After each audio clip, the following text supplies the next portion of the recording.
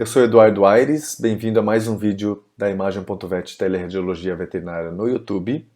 Espero que todos estejam bem, estejam se cuidando, estejam em casa o máximo possível. Como todo mundo sabe, estamos em isolamento social, então não estamos nos reunindo para fazer novos vídeos na sala de raio-x, para evitar aglomeração, mas tivemos a ideia de preparar alguns vídeos com uma apresentação, como se fosse uma aula, de projeções ou posicionamentos que a gente já não usaria um modelo vivo, né, um cão, dentro da sala do raio-x. Hoje eu vou falar de um tema bastante polêmico, que é o colapso traqueal. Vou falar sobre as projeções radiográficas e outros métodos de imagem que são aí complementares e até mais indicados para a classificação do colapso.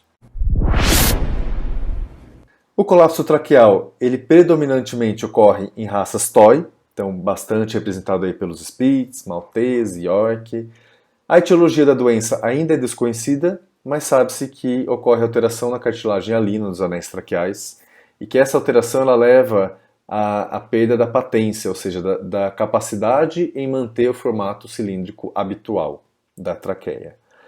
Essa perda da patência, essa perda da estrutura, também leva ao alargamento e prolapso da membrana dorsal.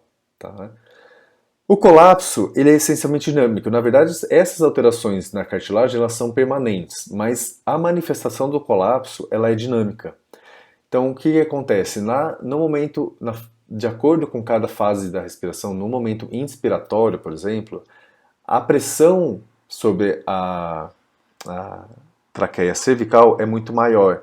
Então, é mais comum a gente observar a redução, né, do colapso na traqueia cervical durante a inspiração. Já na expiração, a pressão da caixa torácica, da pleura, ocorre sobre a traqueia torácica. Então é mais comum a gente observar o colapso traqueal torácico na fase expiratória da respiração. Essa dinâmica associada ao colapso, ela traz implicações na avaliação por imagem, principalmente na radiografia.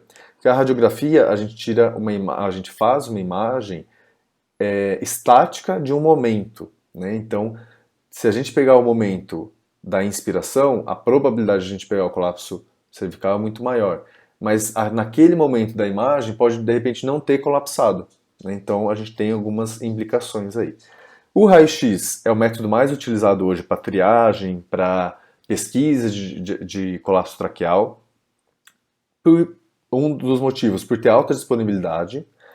É um exame que tem baixo custo, então alta disponibilidade que a gente tem muitos aparelhos, a gente tem clínicas, hospitais, centros diagnósticos bem distribuídos no Brasil, com bastante aparelho. O custo é relativamente baixo e é um método não invasivo. Tá? A princípio, né, a maioria dos casos, não tem necessidade de anestesia ou sedação. Então, é um exame, de certa forma, fácil, rápido e barato de ser feito. Então, ele é o mais utilizado hoje. O raio-x, nas projeções, né, em relação ao posicionamento e projeção. A projeção indicada é a lateral. Então, a gente já tem vídeos ali para trás na nossa biblioteca de projeções, de nome de projeções. Convenciona-se a projeção lateral direita, então decúbito direito. E a grande maioria dos artigos, dos trabalhos sobre posicionamento radiográfico, sobre a avaliação radiográfica da traqueia e do colapso traqueal, cita e recomenda a avaliação nas projeções laterais da inspiração e expiração.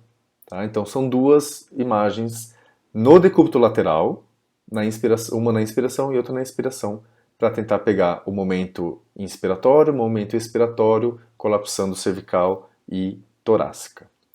A característica, o que a gente vai observar de um colapso traqueia no raio-x é a diminuição do diâmetro do lúmen traqueal na imagem. Porém, como é uma alteração dinâmica, né, manifestação dinâmica, e a imagem do raio-x é estática, a gente pode ter sim falso negativo. Se no momento que a gente disparar o raio não colapsar, a imagem vai ser como se o animal não apresentasse colapso de traqueia. Não quer dizer que ele não tenha o colapso, só que não a mostrou no raio-x.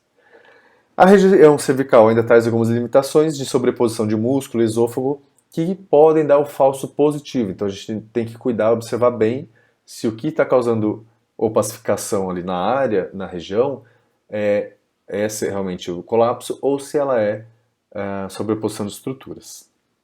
Então aqui a gente tem o que seria uma imagem adequada para avaliação da traqueia cervical, com os membros torácicos tracionados caudalmente aqui para evitar a sobreposição, e a gente consegue avaliar todo o trajeto cervical da traqueia e mantendo aí também a torácica aqui, mas mantendo o diâmetro em todo o segmento.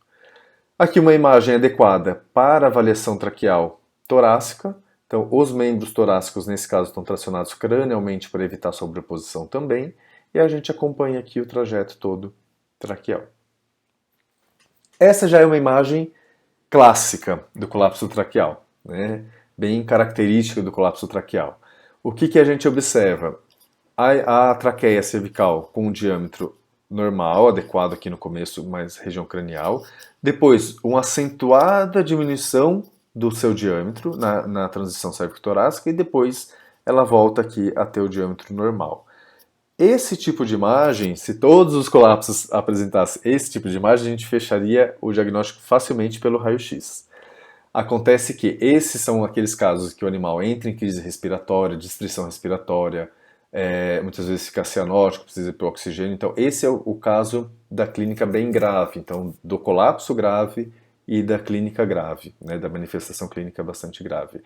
Esse tipo de imagem, na verdade, esse tipo de manifestação, é bem improvável que a gente não diagnostique pelo raio-x. Então, por quê? Mesmo que que a gente não observe esse grau de redução, a gente vai ver um grau considerável num caso grave como esse. Então é improvável nesses casos que dê falso negativo.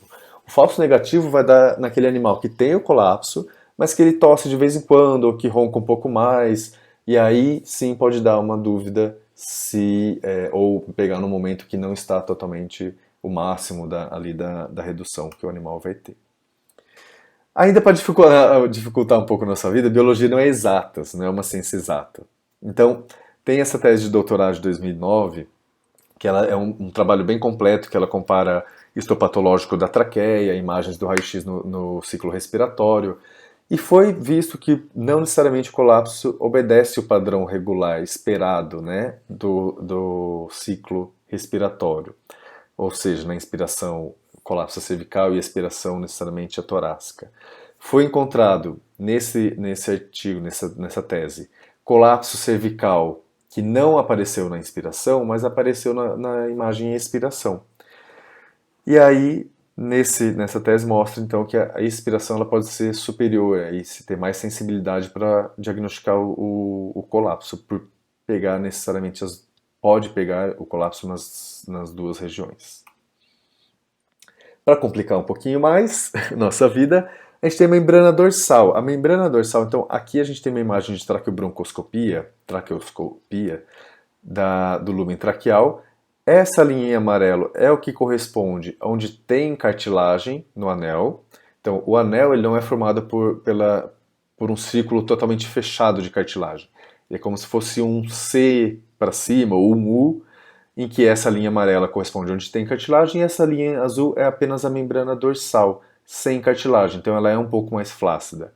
E ela pode aparecer na imagem como um tecido mole, né, de radiopacidade à água, a partes moles, na região dorsal, que é chamada de membrana redundante. Então a gente tem que tomar cuidado para não dar um falso positivo de colapso traqueal nesses casos.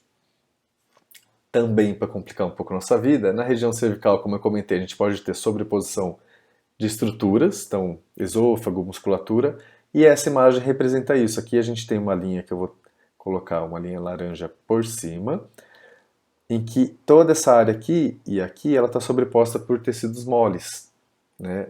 E como eu sei que é uma sobreposição e não um colapso? Porque eu vejo a parede aqui ventral da traqueia bem definida e aqui em cima a parede dorsal. Aqui a mesma forma, parede ventral e parede dorsal. Ou seja, essa área aqui é uma sobreposição. Pode ser o esôfago, pode ser a musculatura, pode ser a membrana um pouco mais prolapsada, um pouco mais relaxada. Eduardo, mas e a compressão traqueal? Então, vamos falar da compressão traqueal e esse é um ponto um dos pontos polêmicos aí sobre posicionamento radiográfico. Muito radiologista gosta de fazer, muito clínico gosta de pedir a compressão traqueal. A compressão traqueal, ela foi descrita, proposta pelo professor Júlio Carlos Canola, foi meu professor lá na faculdade em Jaboticabal. Esse artigo foi publicado em 2005, em que propõe a realização de uma pressão com uma pera de borracha, uma pressão externa, na região caudal cervical. E que, num colapso negativo, então quando o animal não tem colapso, a imagem obtida seria como esta aqui. Então, um deslocamento dorsal da traqueia, mas sem redução do diâmetro traqueal. E se o animal for positivo, como nesta imagem, teria a redução, então, do diâmetro traqueal. Acontece que depois de 2005 não se encontra, não foi feito outro trabalho grande ou comprovando a técnica ou descrevendo melhor a técnica de qual material deve ser a dureza dessa pera, qual a pressão a ser feita e comprovando realmente estatisticamente que faz alguma diferença. Então a gente não tem embasamento pós essa proposição para essa projeção. E essa falta de embasamento leva a uma perda de padrão. Então as imagens hoje que a gente tem, quando é feita, né, quando a gente encontra, são utilizando os mais diversos objetos. Tá?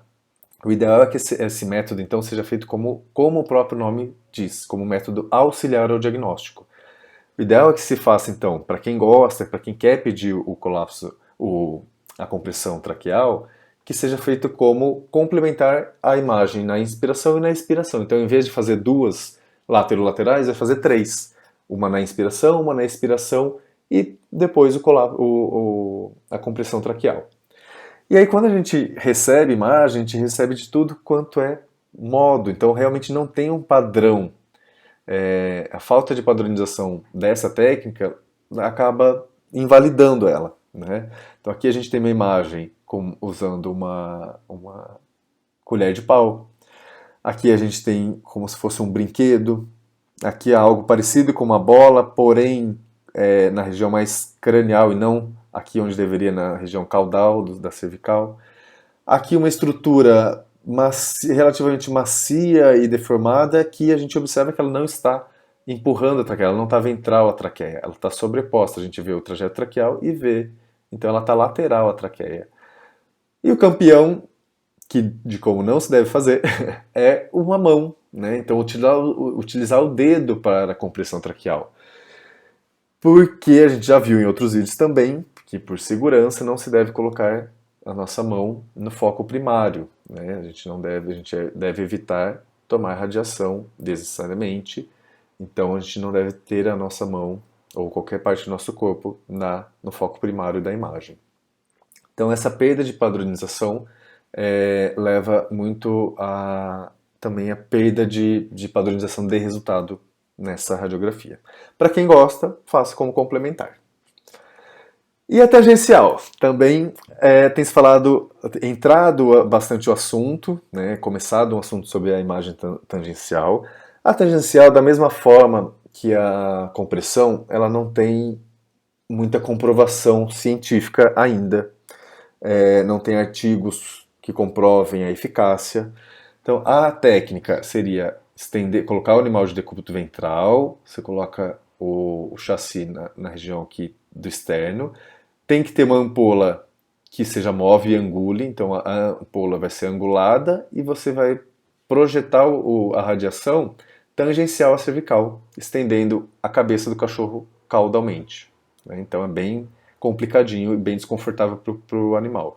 O que a gente vai observar, o que observam, é o diâmetro aqui da traqueia.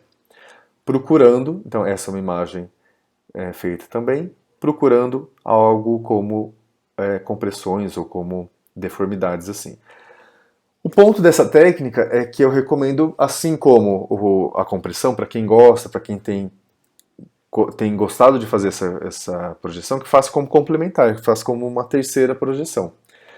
Porém, não se deve usar a classificação, não pode extrapolar a classificação que é consolidada, que é estudada na traqueobroncoscopia para o raio-x. Não tem embasamento científico até hoje, até a data de hoje, que classifique em grau 1, 2, 3 e 4 pela radiografia. Isso é feito pela traqueobroncoscopia. Tá? Então é só como uma forma visual de se complementar, caso queira. Indo para os outros métodos, então a fluoroscopia é um método que hoje ainda tem baixa disponibilidade no Brasil, poucos hospitais, centros de diagnóstico têm o equipamento. O custo é alto, tanto do equipamento como do exame. É um método não invasivo, feito com o animal acordado. Tá? Porque o que a gente quer observar é a movimentação real da traqueia durante as fases respiratórias. Porém, é um exame que dá uma exposição bem alta de radiação, tanto para quem contém o animal, já que ele está acordado, precisa de alguém contendo, como para o próprio animal.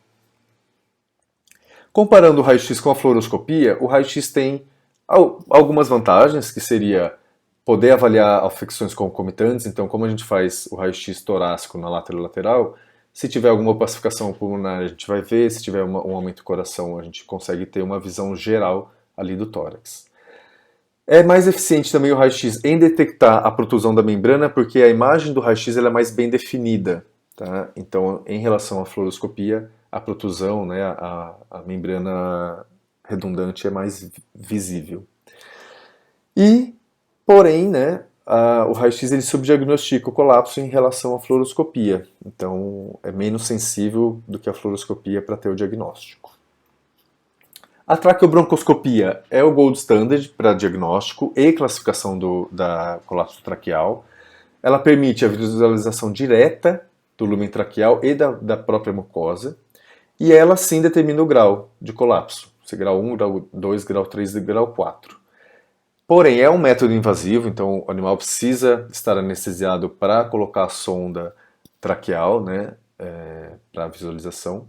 E ainda tem um alto custo hoje por envolver anestesia e um aparelho e técnica que nem todo mundo tem a habilidade, então ainda é um exame caro aqui no Brasil. Então aqui a gente tem grau 1, grau 2, grau 3 e grau 4 da traqueobroncoscopia, que é o único método hoje que classifica. A tomografia computadorizada é um método promissor para avaliação da traqueia. Em relação ao raio-x, ela tem a grande vantagem de apresentar imagens sem sobreposição, porque são feitos cortes transversais. Além disso, dá para fazer reconstrução multiplanar e ainda broncoscopia virtual para os aparelhos que têm o software ou para softwares separados.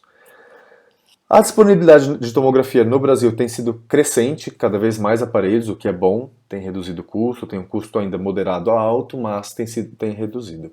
Tem a necessidade de anestesia para contenção do animal e tem grande utilidade para avaliação pré e pós cirurgia para colocação de stent. No pós, aí, animal que tem migração de stent, fratura de stent, a tomografia consegue avaliar muito bem isso. Atualmente tem sido feitos estudos comparativos da tomografia com outros métodos, então tem um estudo de 2015 que compara o raio-x com a tomografia na mensuração, na precisão da mensuração, e houve uma diferença significativa, uma diferença de 1 milímetro no diâmetro na mensuração em relação ao raio-x, visto que o raio-x subestima em 1 milímetro o diâmetro da traqueia. O que é bem importante essa mensuração para o animal que vai colocar o stent, para a escolha do stent. Em relação à fluoroscopia, também para verificar a acurácia da mensuração, a tomografia também foi superior, teve uma diferença menor do que o raio-x, teve uma diferença só de 0,21, porém na fluoroscopia ainda teve divergência entre as mensurações feitas, os observadores que avaliaram tiveram divergências nas próprias, entre eles, nas mensurações da fluoroscopia. Então, não se mostrando um método tão bom para mensuração e escolha do stent. Como conclusão, o raio-x ainda é o mais utilizado, isso porque ele tem uma alta disponibilidade, um baixo custo, então ele tem uma eficácia grande em relação a casos graves. Então, como eu falei, é improvável que se dê falso negativo em animal com clínica importante, apesar de fornecer algumas informações imprecisas, principalmente em graus mais leves, em que o animal só tem uma clínica leve também. A fluoroscopia, ela apresenta informações dinâmicas, porém ainda tem baixa disponibilidade. A traqueobroncoscopia é o gold standard, mas ainda tem o custo alto, também em baixa disponibilidade e um tempo maior de anestesia. A tomografia tem se mostrado promissora e a gente espera aí que apareçam mais trabalhos para validar e para a gente usar mais para colapso traqueal. Espero que tenham gostado desse formato que a gente está usando durante o isolamento. Logo que possível a gente vai voltar a gravar dentro de sala com animais, então a gente vai poder voltar um pouquinho à nossa vida normal. Siga a gente também no Facebook, no Instagram para acompanhar novidades. Espero que tenham gostado desse vídeo. Se gostou, clica ali no dá um like, assina o canal, clica no sininho para ser avisado sempre que tiver um vídeo novo e compartilhe com quem você achar que pode ter interesse, tá bom? Se cuidem, fiquem em casa e até a próxima. Um grande abraço.